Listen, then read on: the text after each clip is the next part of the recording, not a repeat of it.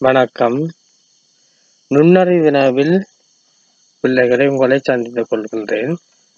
பாருங்க, முதலாவது கூற்று, கீழே 2 கட்டத்திலும் உள்ள உருக்களில் ஒரு உரு ஏனைய உருக்களிலிருந்து ஏதோ ஒரு தொடர்பில் வேறுபட்டுள்ளது. அவ்வேறுபாட்டுக்கான காரணத்தை தெரிவு செய்க. முதலாவது கேள்வியை பாருங்க. 2 கட்டம் தரப்பட்டுள்ளது. 2 கட்டத்துலையும் ஒரு உரு வேறுபட்டிருக்கான். அந்த வேறுபட்ட உரு கேட்கல, அதுக்கான காரணம் கேட்கப்பட்டிருக்கு. இதுக்கான காரணம் முதலாவது பாருங்க, அனைத்து உண்ணி. இரண்டாவது விடை தாவர உண்ணி. முதலாவது விடை என்ன? அனைத்தும் உண்ணி. இரண்டாவது விடை தாவர உண்ணி. மூன்றாவது விடை மாமிச உண்ணி என்று தரப்பட்டிருக்கு.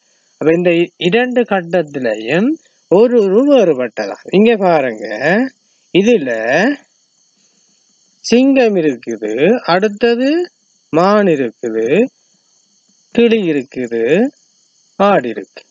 இதுல ஒரு உருவம் வேறுபட்டு இருக்குது. என்ன காரணம் என்று சொன்னா, சிங்கம் என்ற உருவம் வேறுபட்டிருக்கு. ஏன்னு சொன்னா, மற்ற மான், அதே போல ஆடு, அதே போல கிளி, இதெல்லாம் தாவர உண்ணி. ஆனா சிங்கம் மாமிச உண்ணி. அதால இந்த கட்டத்துல ஒரு உருவம் வேறுபடுறதுக்கான காரணம் என்னன்னா, மாமிச உண்ணி காரணத்தால சிங்கம் வேறுபடும். இங்க போவோம். இங்கேயே பாருங்க, முயல், அதே மாதிரி பசு, வௌவால், பருந்து இருக்கு. இதுல பாருங்க, பருந்து வேறுபட்டது என்று சொன்னா அது மாமிச உண்ணி. அப்ப மற்ற மூன்றும் தாவர உண்ணி, ஆனா பருந்து மட்டும் மாமிச உண்ணி. அப்ப ஒவ்வொரு 2 கட்டத்திலிருந்து ஒவ்வொரு உரு வேறுபடுறது என்ன காரணம் என்று சொன்னா, மாமிச உண்ணி காரணமாக வேறுபடுகிறது. எனவே நாங்க மூன்றாவது விட மாமிச உண்ணிக்குள்ள விட்டோம்ல. சரி, நீங்கள் இந்த கேள்வி மூலம் மேலதிகமாக கற்றுக்கொள்ள வேண்டிய விடயம் என்னென்று சொன்னா, உணவு அடிப்படையில என்ன விலங்குகள் பறவைகளை, உணவு உண்ற அடிப்படையில விலங்குகள் பறவைகளை 3ஆ பிரிக்கலாம். தாவர உண்ணி, அனைத்து உண்ணி, மாமிச உண்ணி. இது என்ற விலங்குகள் பறவைகளை பற்றி நீங்கள் அறிந்து கொள்ள வேணும். அடுத்த கேள்விக்கு நான் போவோம்.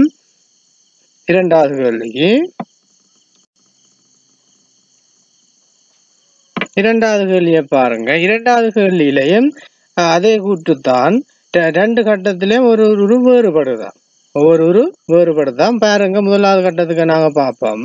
தொப்பி இருக்கு, பென்சில் இருக்குது, அதே போல மூக்கு கண்ணாடி இருக்குது, பத்தூரிகை இருக்கு. இதுல பாருங்க, மூக்கு கண்ணாடி, அதே மாதிரி பத்தூரிகை, பென்சில், தொப்பி இருக்கு. இதுல தொப்பி, பத்தூரிகை, மூக்கு கண்ணாடி போன்ற மூன்றும் தனியாக பயன்படுத்துற பொருள். தொப்பியை நாங்க வீட்டுல ஒரு ஆள் தனிப்பட்ட ரீதியா வச்சிருக்கோம். அண்ணா கொண்டு, தம்பி கொண்டு. பத்தூரிகையும் அப்படித்தான். மூக்கு கண்ணாடியும் ஒவ்வொரு பேருக்கும் ஒவ்வொன்று பயன்படுத்தும். ஆனா பென்சில் என்றது பொதுவாக பயன்படுத்துறோம். அப்ப இங்க ஒரு உருவம் வேறுபடுறது பென்சில். அது என்ன காரணம்? பொதுவாக பயன்படுத்து. அடுத்து இங்க போவோம். சீப்பு, ஆடை, காலுறை. இந்த மூன்றும் என்னன்னு சொன்னா தனியாக பயன்படுத்துகிற பொருள். சீப்பு உங்களுக்கு கண்டு வச்சுக்கணும். ஆடைகள் உங்களுடைய ஆடைகளை நீங்கள் தானிய வேண்டும். அதே மாதிரி சப்பாத்தும் தனியாக பயன்படுத்துகிற பொருள். எனவே கதிரை மட்டும் என்ன பொதுவாக பயன்படுத்துகிற பொருள். அப்ப இங்க இரண்டாவது கட்டத்துக்கு என்ன வேறுபடுது? கதிரை வேறுபடுது, பொதுவாக பயன்படுது. இங்கே பென்சில் வேறுபடுது. அப்ப இங்க 2 கட்டத்துல இருந்து ஒவ்வொரு உரு வேறுபடுது. அதுக்கான காரணம் என்ன? காரணம் என்னென்று பார்ப்போம். என்ன காரணமாக அமையும்? பொதுவாக பயன்படுத்துதல். அப்ப பொதுவாக பயன்படுத்துற உபகரணம் அது பொதுவாக பயன்படுத்துற விடையாக அமைவதற்காவது இரண்டாவது விடையாக அமைகின்றது. எனவே இரண்டாவது விடயம் கூட நீங்கள் போட்டா சரி. அப்ப இதுல இருந்து நீங்கள் மேலதிகமாக கற்றுக்கொள்ள வேண்டிய விடயம் என்னன்னு சொன்னா, பொதுவாக பயன்படுத்துற பொருட்கள், தனியா பயன்படுத்துற பொருட்களை பற்றி நீங்கள் அறிய வேண்டும். தனியா பயன்படுத்துற பொருட்களை நாங்க பொதுவாக பயன்படுத்தினோம்னா நல்ல நோய்கள் வரும். சொறி நோய் ஏற்படும், மற்றவருக்குள்ள நோய்கள் தொற்றும். அப்ப என்ன தொற்று நோய்கள் ஏற்படும். அதால நாங்க தனியா பயன்படுத்துற பொருள் தனியாக பயன்படுத்தணும். பொதுவாக பயன்படுத்துற பொருள் பொதுவாக பயன்படுத்த வேண்டும். அடுத்த கேள்வி நான் உங்களை சந்திக்கிறேன். அடுத்த கேள்வி 3வது கேள்வி. அதற்கு நாங்கள் போவோம். 3வது வினாவை பார்ப்போம். 3, 4 ஆகிய வினாக்களில் தரப்பட்டுள்ள 3 உருக்களில் ஒன்று வேறுபட்டது. அவ்வுருவை தெரிவு செய்க. இதுல பாருங்க, நீங்கள் புலப்படுவதற்கான காரணம் என்னன்னு சொன்னா, நீங்கள் படத்தை தெளிவாக அவதானிப்பதில்லை. வேறு சிந்தனையில் இருந்து கொண்டு நீங்கள் வினாவினை பார்த்து விளங்கி கொண்டு கூறுவதன் மூலம் விளைவிடுவதற்கான வாய்ப்பு அதிகம் உண்டு. பாருங்க, முதலாவது உருவை பாருங்க. முதலாவது உருவை பாருங்க. முதலாவது உருவும் இரண்டாவது உருவையும் பாருங்க.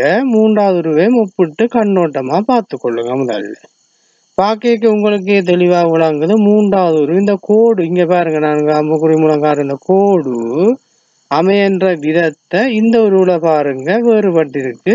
ஆனா இந்த உருவுலையும் இரண்டாவது உருவுலையும் மூன்றாவது உருவுலையும் ஒரே மாதிரி அந்த கோடு அமைய பெற்றிருக்கு பாருங்க. ஆனா மூன்றாவது உருவுல அப்படி அமைய பெறவில்லை. எனவே நீங்க வேறுபாடு இனம் கண்டுபிட்டீர்கள். உடனடியாக நீங்க என்ன செய்வீங்கள் என்று சொன்னா மூன்றாவது விடயங்களை நீங்க என்ன செய்வீங்கள்? வேறு விடுவீங்கள். எனவே மூன்றாவது விடயங்களை பெருவிட்டா விடை சரியாக அமையும். இது இலகுவான கேள்வி. நீங்கள் ஆனால் இலகுவானாலும் நீங்கள் என்ன செய்யணும்னா நுட்பமாக அவதானிக்க வேண்டியது கட்டாயம் தேவை. அடுத்த கேள்விக்கு போவோம். நான்காவது கேள்விக்கு. நாலாவது கேள்வியை பாருங்க. முதலாவது உரு, அதே மாதிரி இரண்டாவது உரு, மூன்றாவது உரு தந்திருக்கு. மூன்று உருவையும் ஒப்பிட்டு ரீதியா பார்க்கும்போது அவதானித்துக் கொள்ளுங்க. இந்த வட்டம் சரியாக அமையப்பட்டிருக்கு அல்ல இதுலயும். ஆனா உருவம் மாறி தலகுகளாக மாற்றப்பட்டிருக்கு. ஆனா உருவத்தை நீங்கள் அவதானிக்க வேண்டும். பாருங்க, இதுல இருக்கிற வட்டம் இந்த முக்கோணத்தின் இங்க மேலே இருக்கு. ஆனா இங்க பாருங்க, இதுக்குரிய வட்டம் நடுவுல இருக்கு, இதுக்குரிய வட்டமும் நடுவுல இருக்கு. இந்த வட்டத்தை நீங்கள் அவதானிங்க. பாருங்க, இரண்டாவது உருவிலையும் மூன்றாவது உருவிலையும் இருக்கிற வட்டத்தை நீங்கள் அவதானிச்சு கொள்ளுங்க. இரண்டாவது இருக்கிறது மூன்றாவது உருவிலையும் இருக்கிற வட்டத்தை அவதானிச்சு கொள்ளுங்க. நடுவுல அமைய பெற்றிருக்கு. ஆனா முதலாவது உருவுல இருக்கிற வட்டம் முக்கோணத்தின் கோண மூளைக்கு வந்திருக்குது. எனவே இந்த உருவுல முதலாவது விடை வேறுபட்ட உரு. ஆனா இங்க பாருங்க, இரண்டாவதா இருக்கிற உருவும் மூன்றாவது இருக்கிற உருவும் வேறு மாதிரி தெரியுது. ஆனா வேறு மாதிரி தெரியவில்லை. ஏன் காரணம்னா அந்த படம் தலகுகளாக திருப்பப்பட்டிருக்கே தவிர அந்த உருவம் ஒரே உருவம்தான். அப்ப அந்த வட்டம் மாத்திரம் இரண்டாவது உருவுலையும் மூன்றாவதுல இருக்கிற வட்டம் நடுவுல இருக்க, முதலாவது இருக்கிற அந்த வட்டம் எங்க இருக்குது? முக்கோணத்துக்கு அந்த கோண மூலையில இருக்கிற காரணத்தால நாங்க நான்காவது கேள்விக்கு முதலாவது விடைய வேணும் வித்தியாசமான ஒரு வேண்ட அடிப்படை. இனி அடுத்து நாங்கள் ஐந்தாவது கேள்விக்கு செல்வோம். ஐந்தாவது கேள்விக்கு செல்வோம். ஐந்தாவது கேள்வியை பாருங்க. இடைவெளிக்கு பொருத்தமான உருவை ஆக்குவதற்கு பயன்படுத்தப்பட வேண்டிய ஈக்கு துண்டுகளின் எண்ணிக்கை.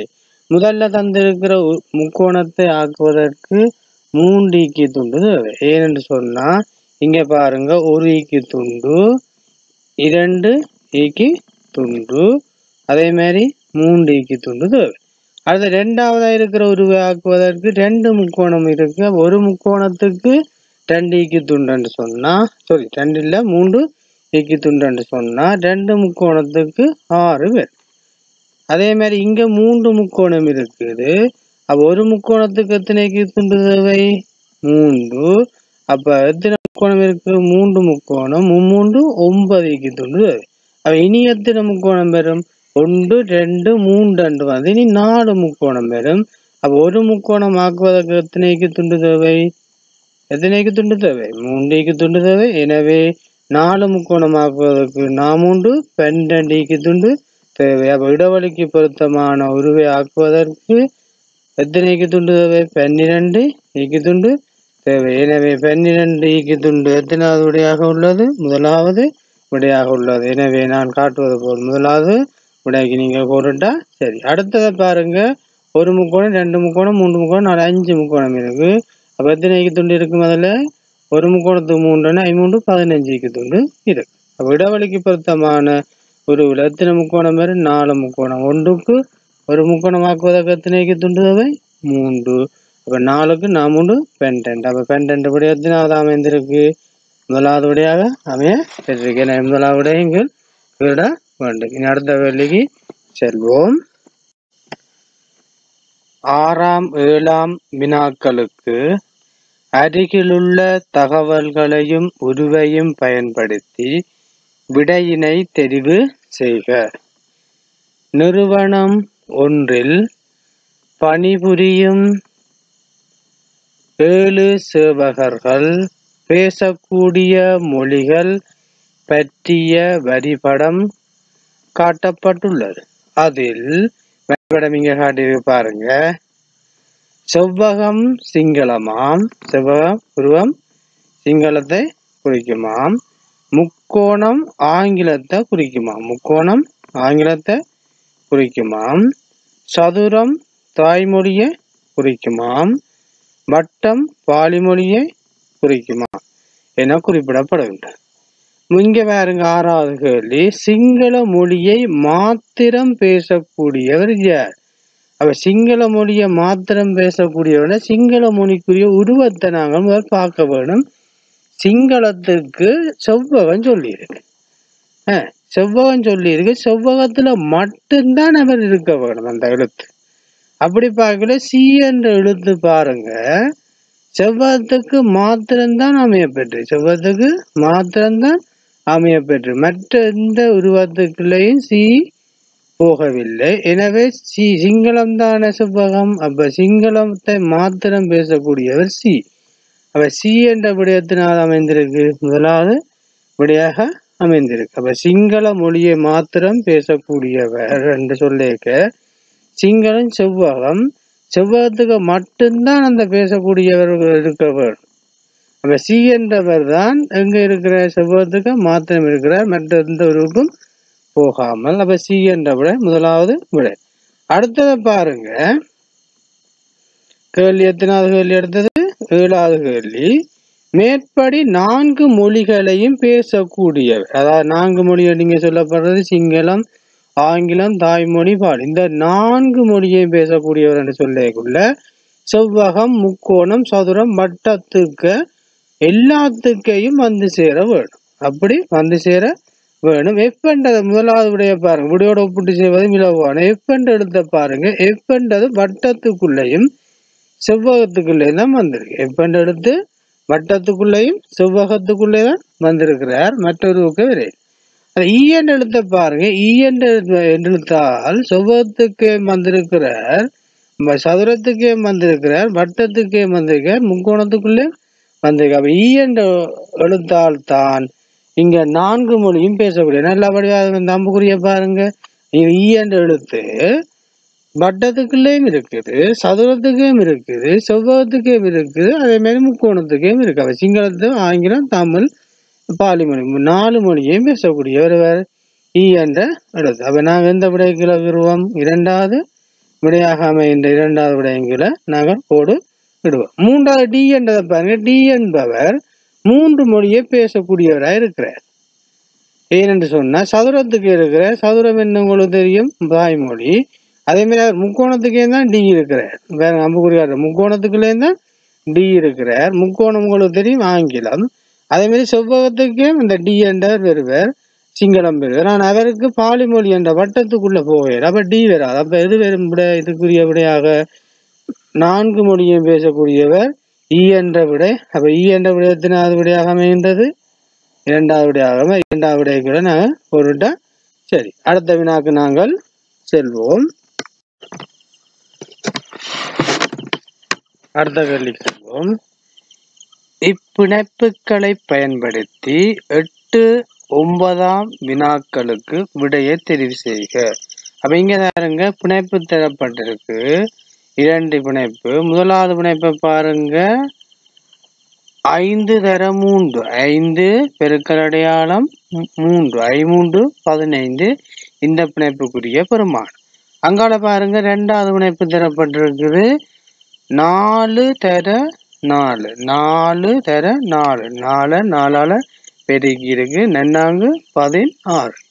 இப்ப பிணைப்பை பயன்படுத்தி 8, 9ஆம் வினாக்களுக்கு விடையற்ற. ஏ பிணைப்புக்கு பொருத்தமான இன்னும் ஒரு கூட்டல் பிணைப்பு. அப்ப அங்க தரப்பட்டிருக்கிற 2ம் பெருக்கல் பிணைப்பு, இங்க கேட்டிருக்கு என்னன்னு சொன்னா கூட்டல் பிணைப்பு கேட்டிருக்கு, கூட்டல் பிணைப்பு கேட்டிருக்கு. அப்ப இதுல பாருங்க, முதலாவது பிணைப்பு விடையோட ஒப்பிட்டு பார்க்கவே போனாங்க. முதலாவது பிணைப்பு கூட்டல் பிணைப்பு இல்லை பெருக்கல் பிணைப்பு என்று சொன்னா தர அடையாளம் இருக்கு. அப்ப அந்த விட ரெண்டாவது கூட்டல் தான். 10 × 15, 10 × 15, இங்க 5 × 15. எனவே அங்க பெருக்கல் பிணைப்பாக 15 வருது, இங்க கூட்டல் பிணைப்பாக இல்ல 15 வரணும். அப்ப 10 × கூட்டல் பிணைப்பு 15. எனவே எத்தனாவது விடையாக அமைகின்றது? இரண்டாவது விடையாக அமைகின்றது. இது 10/5. அப்ப இரண்டாவது விடைகளை விட வேண்டும். அடுத்து பாருங்க, பி பிணைப்புக்கு பொருத்தமான பிணைப்பு. பி பொருத்த, அதாவது நன்னாங்கு 16 இந்த பெருமானம் உள்ள ஒரு பிணைப்பா இருக்கணும். முதலாவது பிணைப்பை பார்ப்போம். 4 சக 3, 4ஐயும் 3ஐயும் கூட்டினா 7, 7 2 14. ஆனா நன்னாங்கு 16 பெருமானம், அப்ப 14 வந்திருக்கு. அப்ப முதலாவது விட. இரண்டாவது போவோம். 4 4 4, 4 4 4 கூட்டி இருக்கு. 4 சக 4, 4 சக 4, 4 4 8, 8ஓட 4 கூட்டினா 12. அப்ப அது வராது. அடுத்தது பாருங்க, 4 சக 4, 4 4 8, 8 2ஆல பெருக்கி இருக்கு. 2 16. அப்ப நன்னாங்க அங்க 16 வர பிக்கு, இங்கேயும் 16 வருது. எனவே இந்த பிணைப்பு சரி. மூன்றாவது பிணைப்புகளை நீங்க என்ன செய்யணும்? கோடிட வேண்டும். மூன்றாவது பிணைப்புகளை நீங்க கோடிட்டீங்கன்னு சொன்னா அவ்விட சரியாக அமையும். அடுத்த கேள்விக்கு செல்வோம். 10வது நாம் பார்ப்போம். வெற்றிடத்துக்கு பொருத்தமான எண்ணை தெரிவு செய்க. இந்த பாருங்க, இது ஒரு நுண்ணறிவிலேயே முக்கியமாக அதிகமாக பயிற்சி செய்ய வேண்டிய வினா. இதுல பாருங்க, உங்களுக்கு உடனடியாக இது எவ்வாறு அமைப்பு மூலம் போடப்பட்டிருக்கின்றத நீங்க விளங்கிக் கொள்ள வேண்டும். இங்க பாருங்க, இதுல 2 இருக்கு, இதுல 2, இங்க எத்தனை இருக்கு? 2. 2ஐயும் என்ன செய்யப்படப்படுது? கூட்டி எத்தனை வந்திருக்கு? மேல 4 வந்திருக்கு. அதே போல இது அமைதான்னு பார்க்க வேணும். 2 இருக்கு, இங்க 1 இருக்கு, 2ஐயும் 1ஐயும் கூட்டினா 3. அடுத்த இங்க பாருங்க, இதுல 1 இருக்கு, அப்ப இங்க கூட்டி 6 வந்திருக்கு. அப்ப இதுல 5 நாங்கள் போட்டோம்னா 1 1 5 6 அமைகின்றது. இதே போல மேலேயும் கூட்டப்படுதான்னு பார்க்க வேணும். கூட்டப்படுது என்றால்தான் அங்க சரி, கூட்டப்படும் என்றால் தான் சரி. அங்க பாருங்க, 4 இங்கால 3, 4 3 7 கூட்டப்பட்டிருக்கு, சரி. அடுத்த பாருங்க, 3ஐயும் 6ஐயும் கூட்டப்பட்டிருக்கு, 9, சரி. அதே மாதிரி 7ம் 9ம் கூட்டப்பட்டிருக்கு, 16 வந்து. எனவே இங்க அப்ப இந்த வெற்றிட இந்த வினாக்குறியிடப்பட்ட இடத்துக்கு பொருத்தமான எண்ணாக 5 அமையுமேன்னு சொன்னா இங்க 1 இருக்குது, மேல 6 கூட்டி வந்திருக்கு. அப்ப இங்க நாங்க 5 போட்டால்தான் 1ஐயும் அங்க அந்த 5ஐயும் கூட்டும் போது 6 வரும். எனவே இந்த வினாக்குறியிடப்பட்ட விடைக்குரிய விடையாக அமைவது 5. எனவே நாங்கள் என்ன செய்யணும்? 5வது விட 3வது விட.